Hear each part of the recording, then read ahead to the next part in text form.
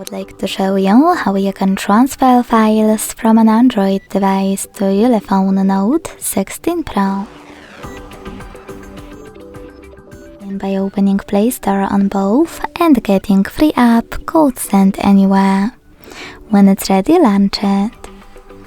Then hit the same options in both apps to set them up. I agree and I acknowledge. Confirm, continue and allow. In this window about new updates, choose whatever you want to and then hit your device's displays. Now select Send at the bottom left corner of an Android and Receive right next to Send at the bottom of ULEFONE Note 16 Pro. Also on an Android, using all of those categories at the top, pick all of your files you wish to send. I will go with only a couple just for example. Then hit Send next to Selected at the bottom.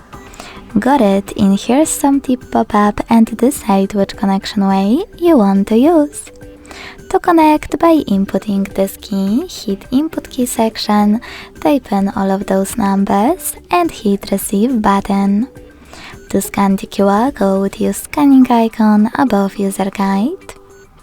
Close an ad. Allow camera access in the pop-up and point it at the code. Then wait.